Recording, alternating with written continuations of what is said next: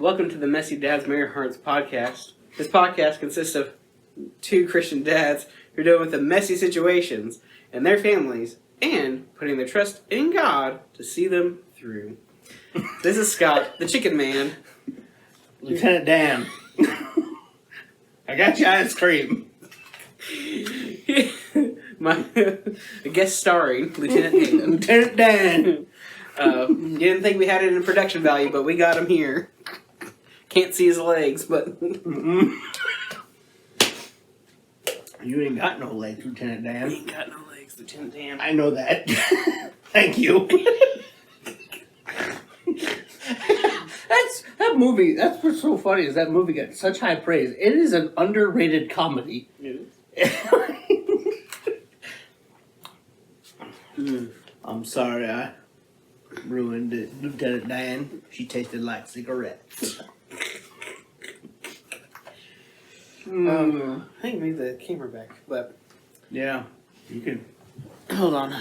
Hold on there, technical difficulties, children. Technical difficulties. We all want to... Jeremiah would just tell us to start over. hold on, let's tilt it so you can get my ear and my beard swirl. There we go. All right. I'm going to finish this ice cream. I did get a lot. This is at least three scoops. Whew. I know you said about going back. Trauma. We are. Speaking of trauma, let's talk about fatherhood. That's a great segue. It's the most traumatic thing that ever happened to you. My children. My children, yep. That's becoming a dad. Where a better place to start than fatherhood? So here's this podcast about two fathers. About fatherhood. And they tell you what a joy it is, but it's not really a joy. They basically just try to talk you out of it. If you catch the underlying messages, read between the lines. The warning signs. Been sitting here as a warning from God. We did it. We're doing God's work. Ice cream. That's right. So, of sharing birth stories, adoption journeys, tales of fostering, and how faith carries you through. So, obviously, we'll both have different things to tell this. You'll have the birth stories, I'll have adoption journeys. And I didn't do the fostering aspect of it, but through these things, how did faith carry you through? I think that'll be good. So, you have two boys. I do. Are we doing birth stories? That's what we started with, correct? Yeah, yeah. All right. Got a little ice cream left. Hopefully it won't melt too fast. When a man loves a woman... Two Christian dads. Messy situations through life. I'm kidding. Woo! Hopefully our listening audience knows this. No more ice cream for you. Definitely no more ice cream for me. What is it? From Grown Ups. Running chocolate dry. Oh yeah, I want to get chocolate wasted. Alright, so 2 children. I seem to be the father of both. We didn't do a DNA test or anything. My wife seemed pretty trustworthy. They both act kind of like me, so. The one apparently looks a lot like me. I've seen it in pictures. Oh, man. So, no, actually, crazy. They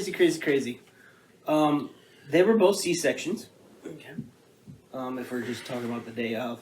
Wyatt's was an emergency C-section. And then once he was a C-section, apparently it's recommended, you don't have to have all of your children by C-section after that, because you've cut it, you've weakened. The tissue, Yep, and which gives it more of a chance of rupturing during birth, which would cause a serious case of deadness for both mother and child. And I don't want that. As much as I complain about my wife, she's pretty great.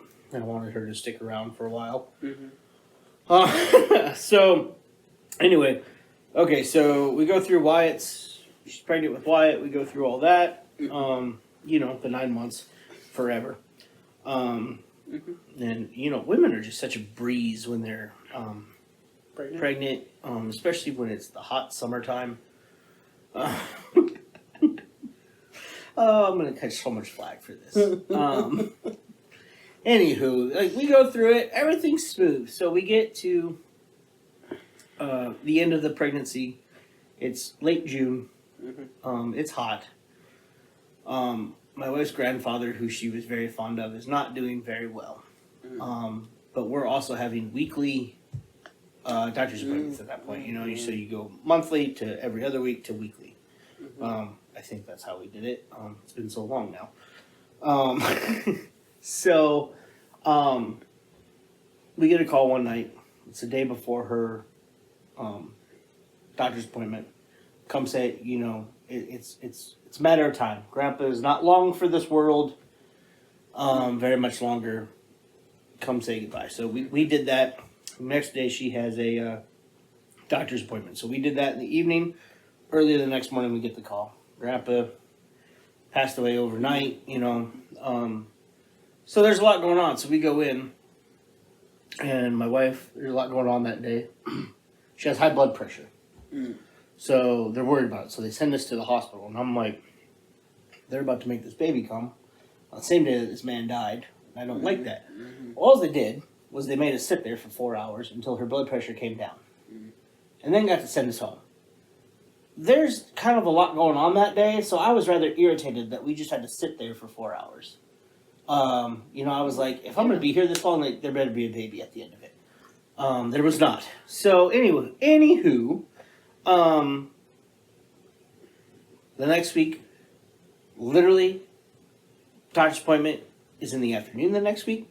Funeral's in the morning. So we go to the funeral.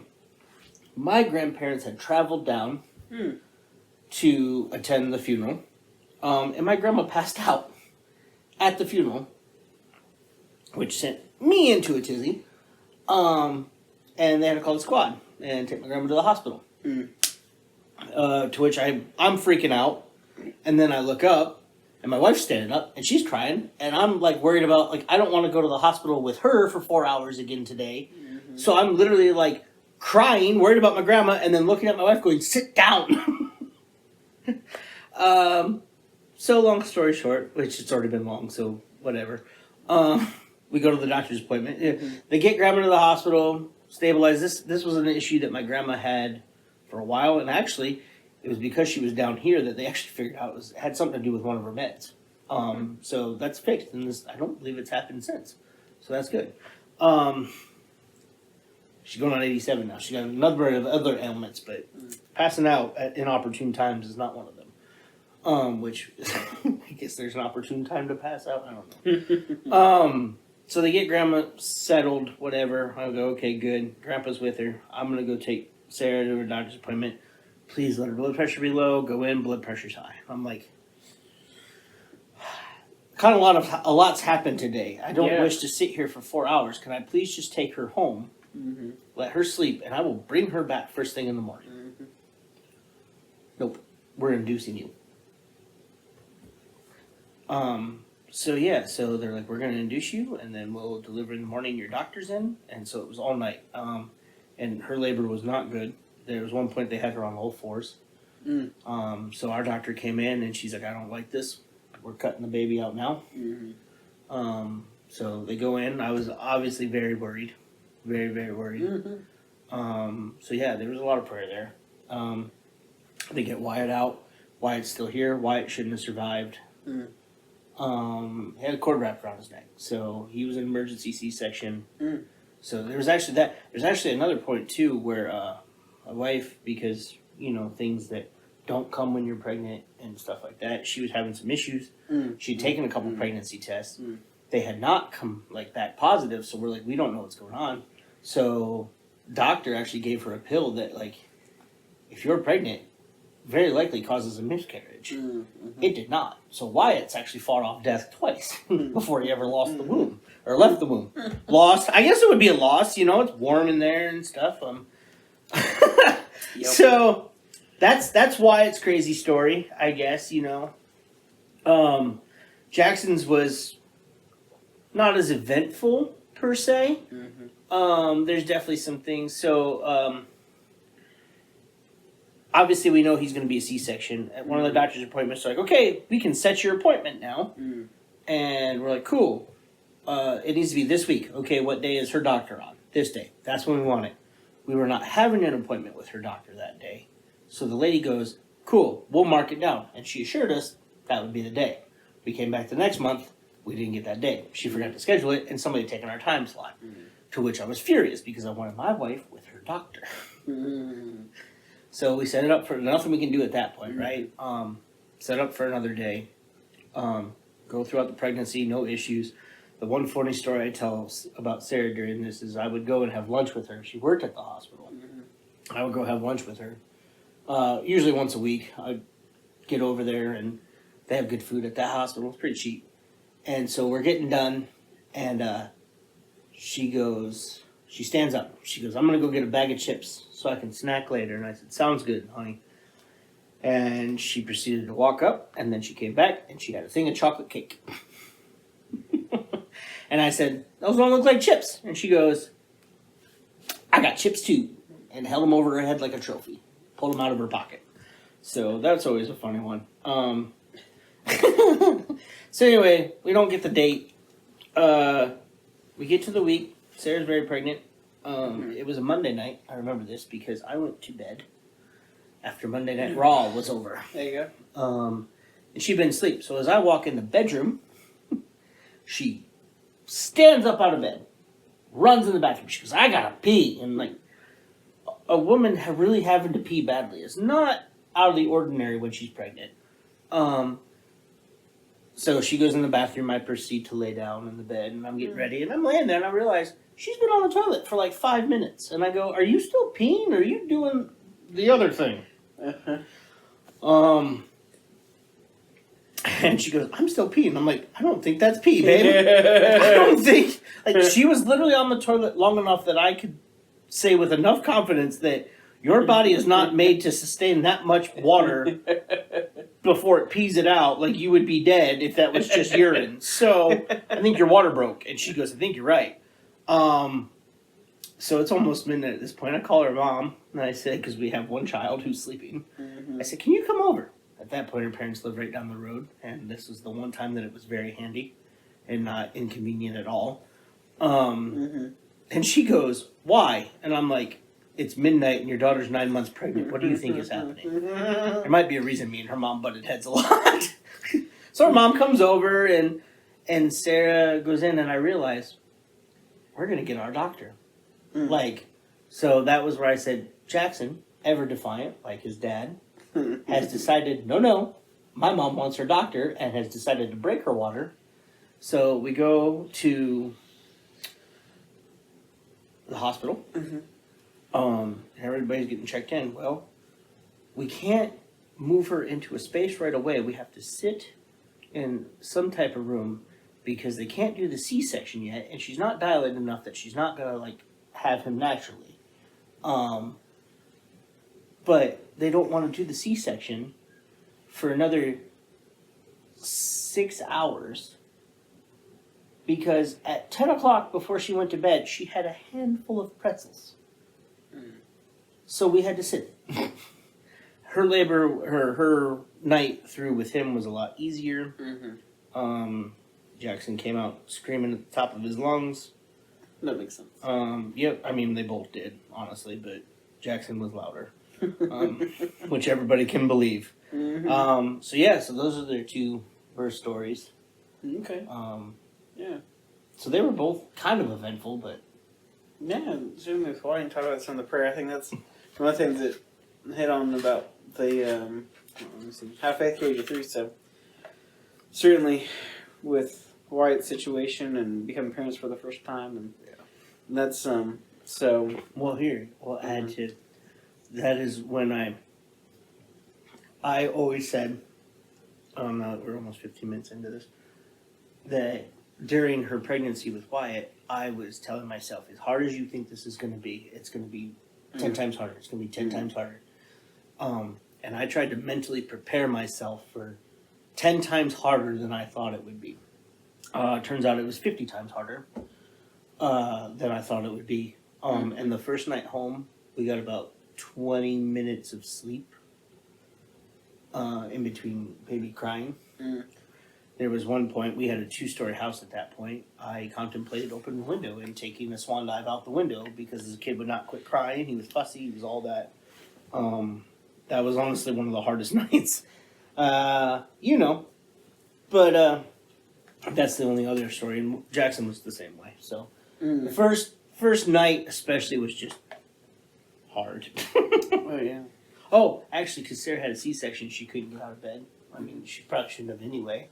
But I had been up all night with her. I believe this was with Wyatt. That he was crying. She could not reach him. He was in the room in their little whatever. I was sleeping right through it because I was so exhausted. I was awakened because my wife, who has terrible aim, showed the strength of a mother. Because when her baby was in need, her aim with a pillow to my face was dead on. And that's how I was woken up. And I don't say that I blame her. I'm not saying that to say that I blame her. Because I was obviously incapacitated and needed to wake up because she could not move. So Yeah.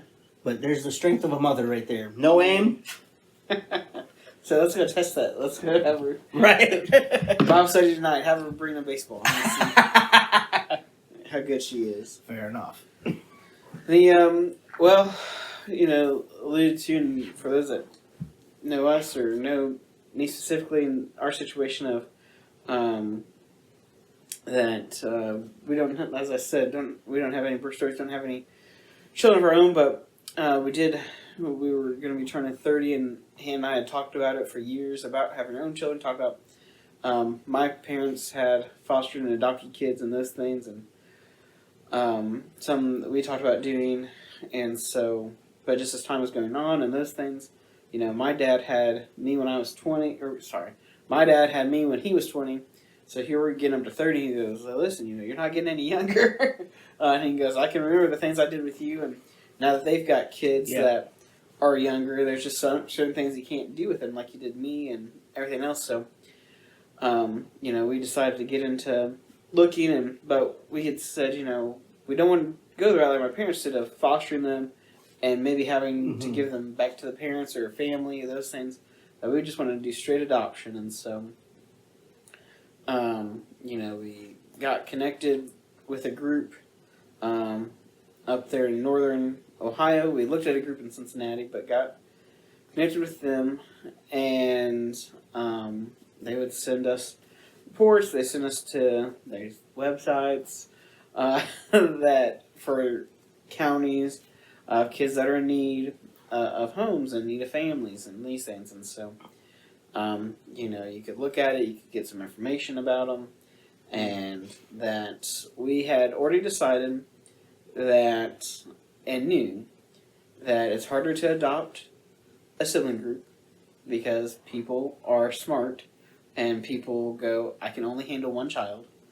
And then of that, people also want the cute little baby so that you can mold them. And they don't want teenagers because they can talk back. Let's be clear. It was harder to adopt siblings with the personality clash, not an actual harder process to adopt siblings than a little baby.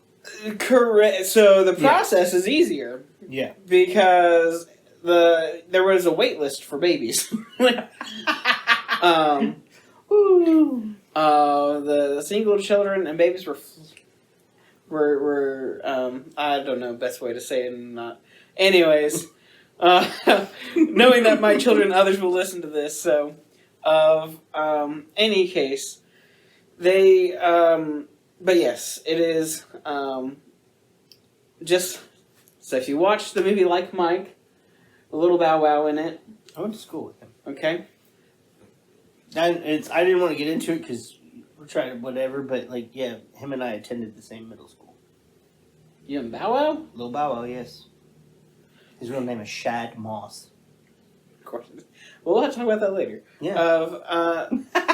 Another episode. I'm completely lost. So, anyways, Like Mike. Mike.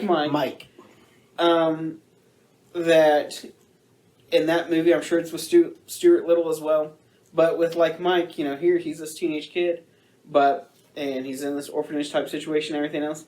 and they're waiting. It's supposed to be family day. People are going to come in and get kids, but him and all the other teenagers get left out because everyone's coming for the cute little kids. So, that's what people were drawn to. All those things.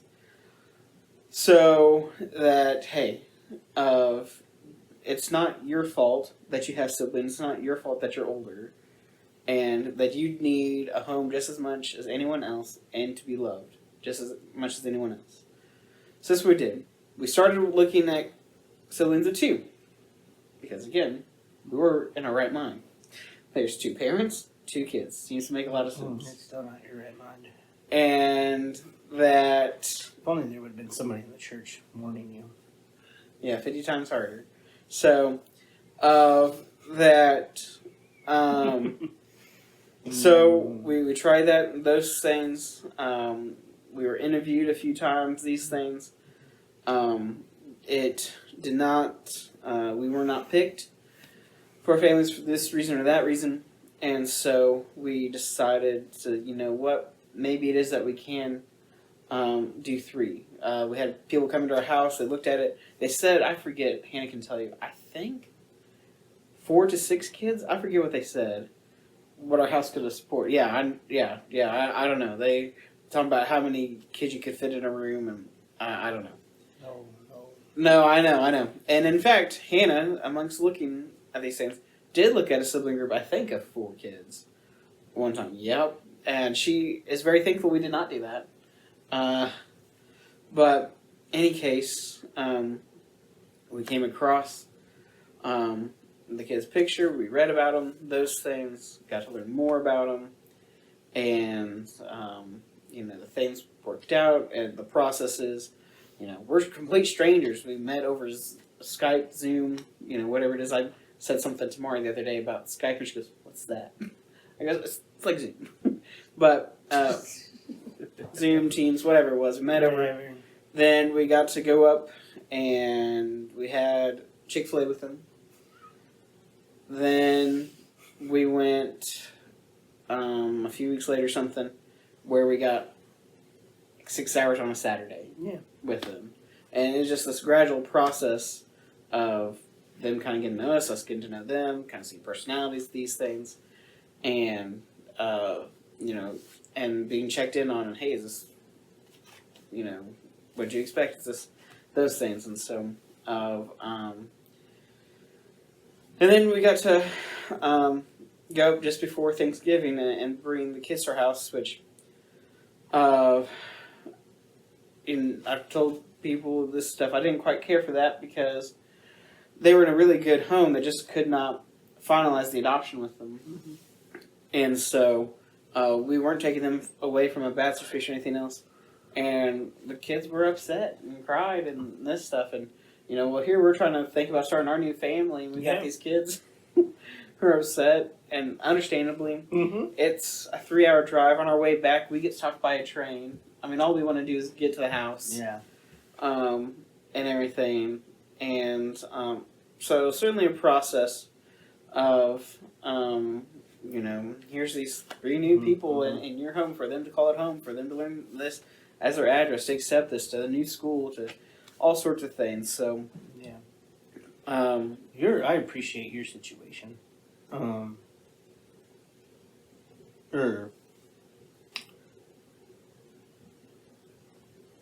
trying to figure out how I want to say this. Just you and Hannah taking that on, just on the surface, without knowing what kind of, kids that are usually in the system are either, not wanted, or worse, they're taken away, right? There's really only 2 ways. 3 maybe, orphaned. The only way you can get into foster care is not pleasant. Let's just leave it at that, okay? Correct. So you guys are taking that on. You don't know what kind of baggage comes with that. And we all have that. So I don't want your children to listen to this and think that they're baggage. It's they've been through a lot. Mm-hmm. And again, the only way you get in there is not pleasant. So so I applaud them and you guys but also, with the differences in background, and just stuff like that. And then taking on full-blown preteens who, Wyatt's starting to get there, but they have their own ideas, and that's rather annoying. So, so I applaud you guys for taking that on, even though I've warned you several times not to. Just get the little baby. Yeah. Oh yeah. But what's done is done, and your children are. I enjoy them. Mm-hmm. So they're not bad kids at all. Yeah. And they've seemed to adapt. Yeah. As well as you can for kids who are, again, kids coming out of foster care, who they got in there in a not pleasant way. Yep. So they're pretty well adjusted. Yeah, but I think through the other episodes and maybe in this episode you talked about if your own kids and those things, and that I'm sure as you talk about being honest, if I'm honest, I remember a specific instance where it was after a Bible study growing up, and I wanted to go to a friend's house from church, and but I thought it was kind of a done deal or something along those lines. And so I was basically begging my parents, I want to go, I want this stuff. Mm-hmm. And they were kind of like on the fence or doing stuff. But finally they say yes, only for me to go check in with them, and I wasn't allowed to go. And so my dad was upset. He's like, here, you sat here and begged for us and all this stuff. Yeah.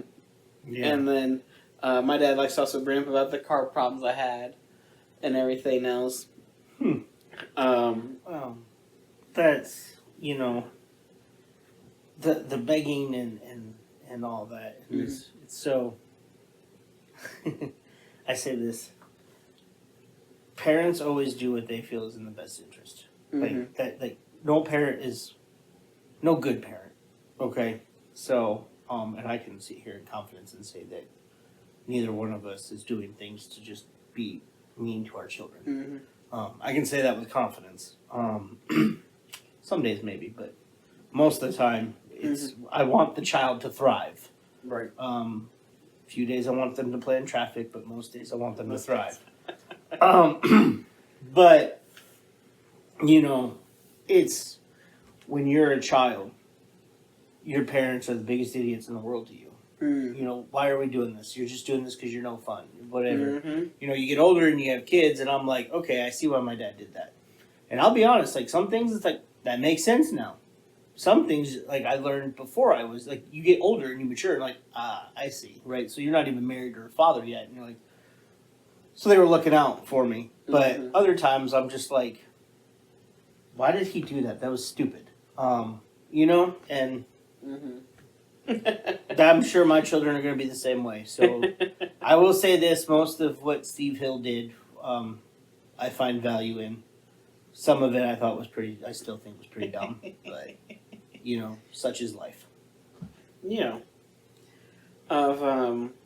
that's good. Well, we talked about those stories, and we're coming up on 30 minutes. Do you want to talk about any of the other things? It talks about parenting fails, leave a spiritual legacy.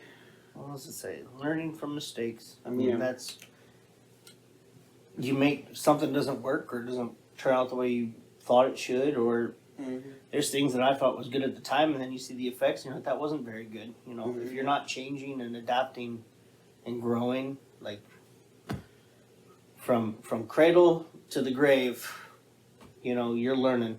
Yeah. And then I'm sure once we all get up to paradise and then heaven, still going to be a learning experience. Oh, yeah. So, yeah, there's that. Legacy. Yeah. Actually, yeah, here's my my thought on my legacy. I've always said this. I want my children to be better than I was. And there's a lot of times I've had to remove myself because I didn't want my children to see me in that exact moment. And because they don't want to, and I don't want them to go. A big thing is I don't want them to grow up in a certain amount of chaos that I grew up in.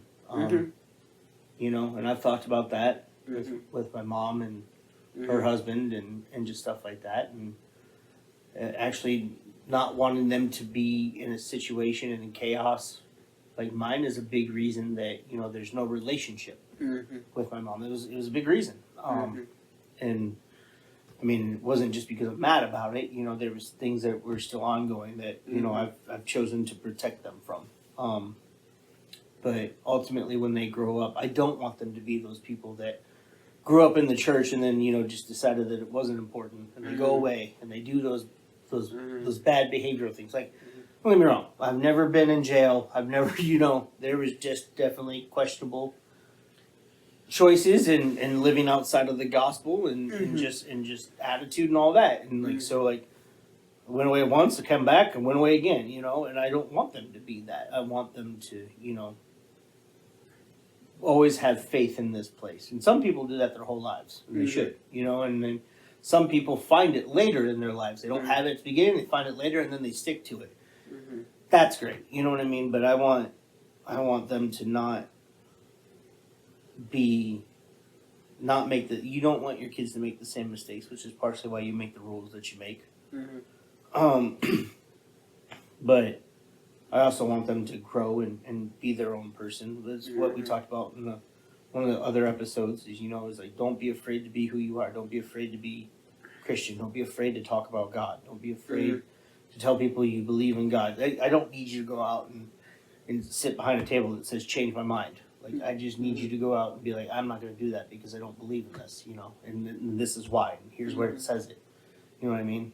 My belief will take me outside of the way a lot of the people in my life actually do think. And it's like, nope, I don't need you to change my mind. I don't need you to do that. I'm not necessarily trying to change yours. This is what it says. This is how I live my life.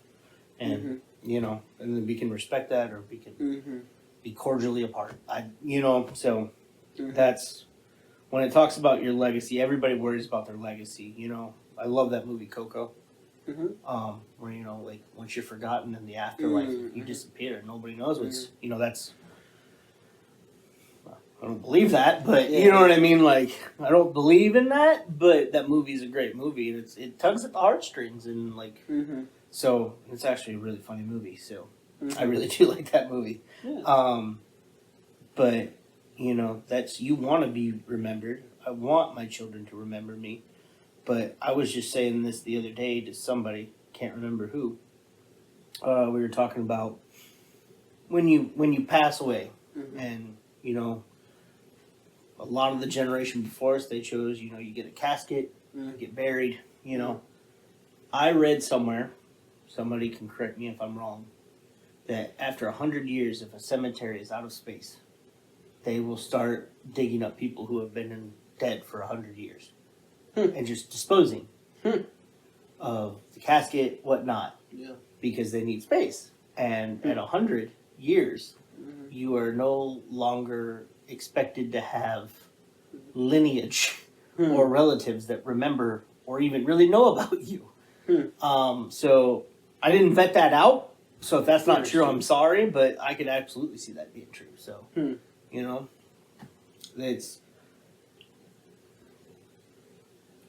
I like that movie Coco because, sure, he knows this person, and they know him when he gets to the other side, you know. But, you know, he didn't know Hector, you know, was his grandfather, but they still found each other in this place that they were going, you know. So that's why you want everybody to go to heaven. So, you know, like, you get to meet these, like, everybody. My dad did the 23andMe, right? And, oh, this person might go back to the Civil War and stuff. And it's like, cool. I hope I meet my Civil War general, hopefully for the Union. You know, great grandfather or whatever. Like, I hope I meet him someday. Like, I hope he's in heaven. I hope that whole past is in heaven and we all get to get together or see each other. Or, you know, like, you can only imagine how great heaven's going to be. You know, and, but until then, like, I don't know. Yeah, well, that's what we've talked before about illustrations of going to like a CYC, or for me, there, or I went to the Freed Hartman Lectureship, and I got to see some people from the preaching school that I hadn't seen in like 6 years or whatever it was, and that I knew the people were still alive. I had this, that, the other, but to be in connection where I could shake their hand, I could give them a hug, I could do this and take photos by, have a conversation with them in person, and just that reconnecting and thinking about that of all of God's people connecting and united together. I do think that'll truly be, a wonderful thing there in heaven.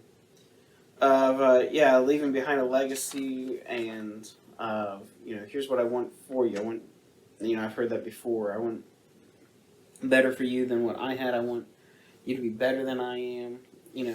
Of kids or other things making those. Well, this is what you did, right? And I made that mistake, and I don't want you to have to go through that. Yep. So,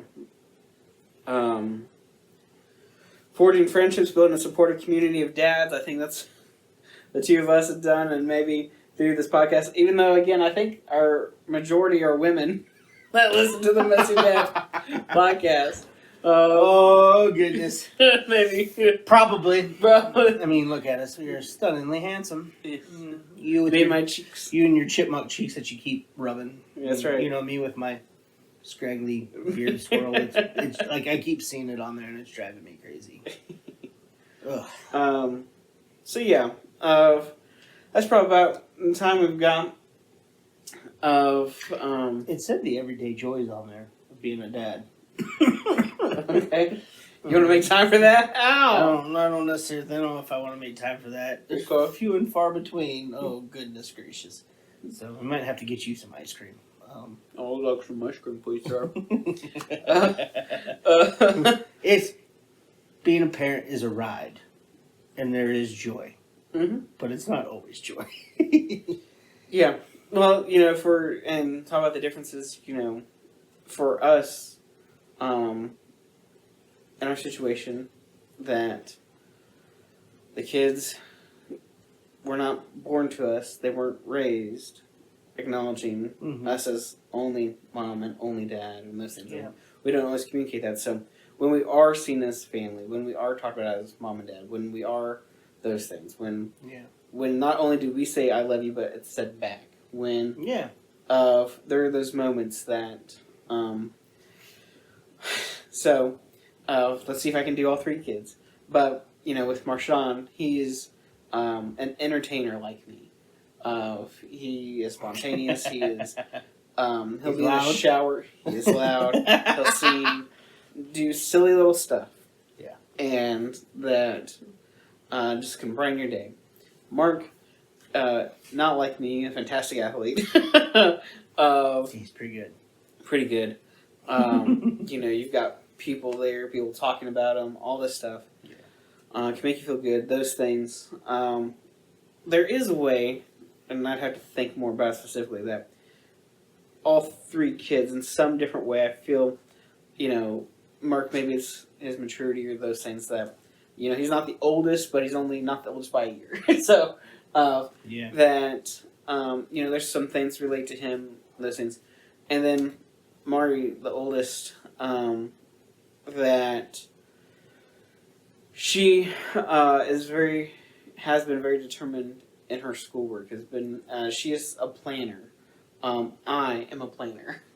I have my planner for the week. I keep church work there. I keep all this stuff.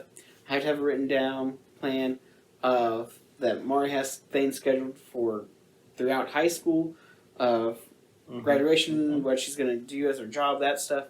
And maybe I wasn't that to a point, to a degree, but not that detailed. Of that, I've got things that are on my schedule for tomorrow that if something happens and I can't do that, I'm probably going to be upset. Right. And I'm not much of a person who goes with the flow of things. Of, hey, this was the plan. I had time to do this. Yeah. And that for those to get disrupted is upsetting to me. So, well, I tell you, right, the movie, I like that movie Instant Family as well, right? and we've made that joke where like that's what you thought it was going to be, you know, all this terrible stuff is worked out in 90 minutes.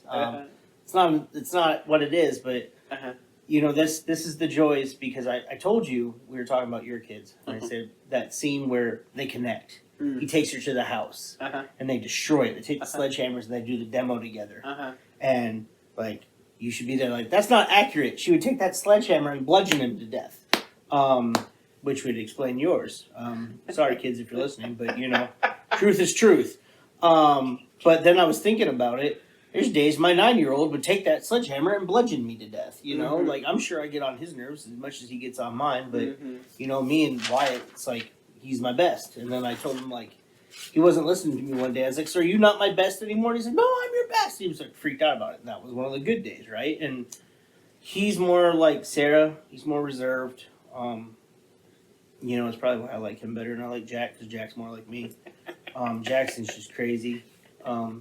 He just, you know, like, the thing I always say about Jackson is he's a kidder, you know, like I am. He does not know where the line to stop is. He constantly steps over it, and it gets worse. And that's something that I absolutely did as a kid. Like, I want to go back in time and punt myself off the bridge, because I know that was, you know, a deal. And he's in this phase now where he's apparently, like, I don't know if he's been watching Adam Sandler videos from SNL or what, but he just makes up words. Like, I'll be like, "Oh, Jackson's a stinky fart butt," you know, like, or whatever. And he goes, "Daddy's a nom nom nom." And I'm like, or we just, like Adam Sandler used to do, you know? He's in that. I'm like, "You're just making up words." And then he's laughing. I'm like, "You're not funny. It's annoying. Like, stop it." But he's hilarious to him. And then, you know, and that's very much me. You know, he's very much a Sour Patch Kid.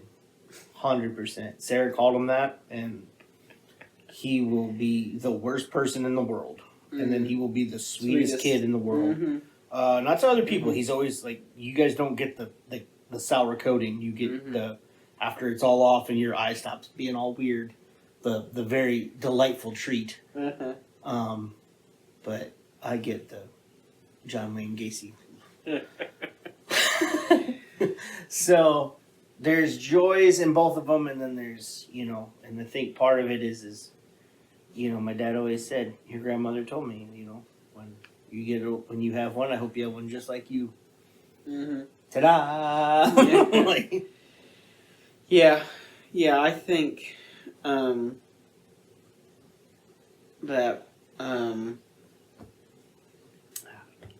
I don't know. I mean, you like, it's different, right? Like, I wired my kids myself. Your kids were wired by other people, but but what I was gonna say with the joys is because not every day from sunrise to sunset is a joy. That's why we're talking about these little joys, because there are those things where we just don't have time together. There are those moments where I have to discipline. There are those things I have to correct. There are those things. That, you know, you're going to see it a completely different way than I do. You're going to want to, you know, our kids want the world. And we have to go, we have a budget. We can't have the world. Yeah, and I'm convinced that, like, that's the reason grandparents, you know, like I've said this about my dad too, like he said the reward for not killing your own is grandchildren.